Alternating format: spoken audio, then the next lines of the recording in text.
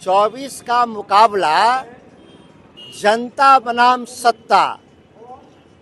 देश की जनता एक तरफ, दूसरी तरफ देश की सत्ता, और इसके बीच संघर्ष है।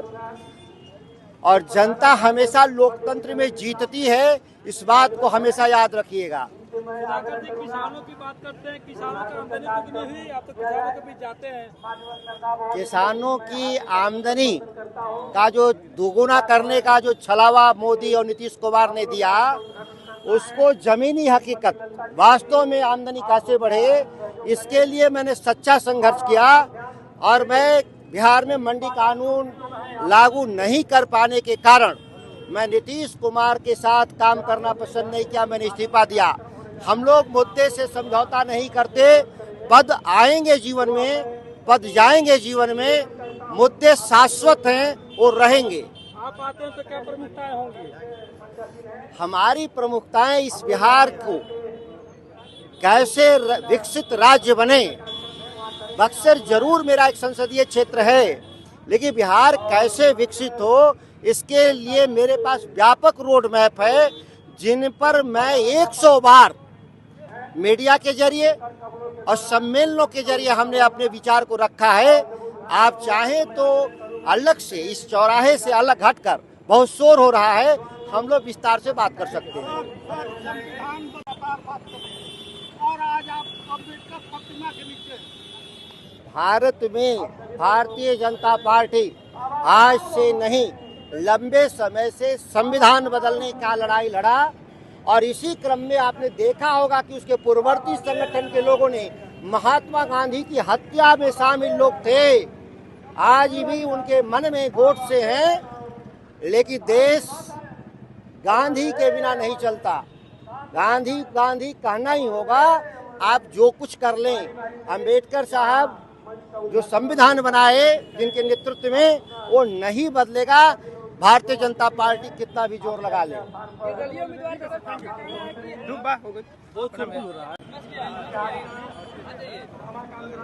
बाबा साहब के सपनों को साकार करेंगे।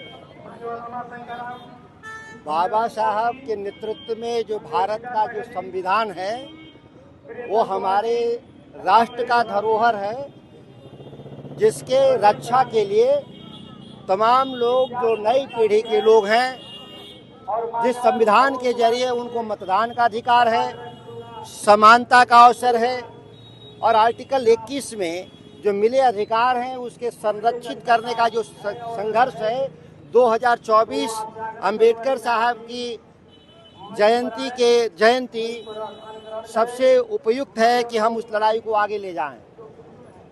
मुकाबला कठिन दिख रहा है, आनंद में है ना? पूरा जय जय है और हर जगह हर घर मोदी और घर घर मोदी है। आज आए हैं आप लोग अम्बेडकर जयंती पर। आज तो हम लोगों के लिए बड़ा ही पुण्य दिन है। भारत के संविधान के निर्माता बाबा साहब भीमराव अंबेडकर जी की आज जन्म जयंती है।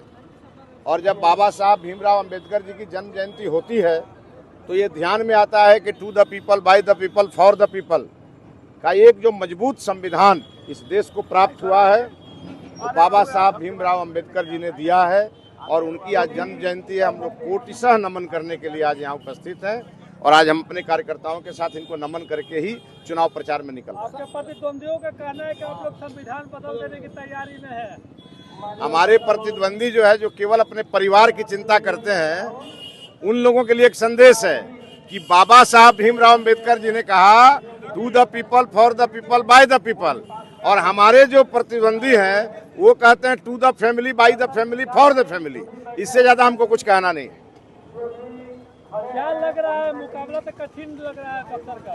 कौन आपको बता दिया कि कठिन लग रहा है? 70% वोट मोदी जी के पास है, और 30% में राष्ट्रीय जनता दल और बहुजन समाज पार्टी या और भी जो पार्टियां हैं सो लगी। मिथिलेश की बातें हो रही है। किसकी बात हो रही है? मिथिलेश जी की बात हो रही है। यहाँ पूरी जनता जो है एक ही नारा लगा रही है, छोड़ो सारे क्लेश को, सांसद बनाओ मिथिलेश को। आनंद में है ना?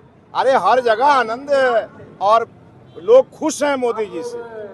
मोदी जी से लोग इतने खुश हैं कि आप चिंता मत करिए।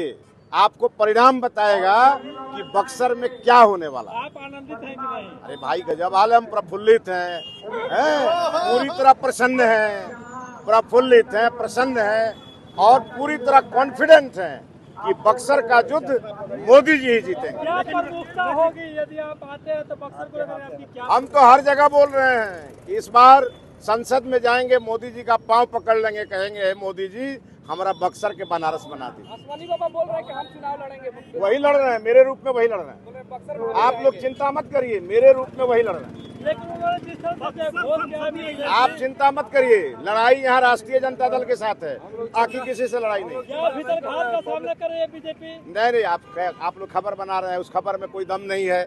7 तारीख से नामांकन होगा।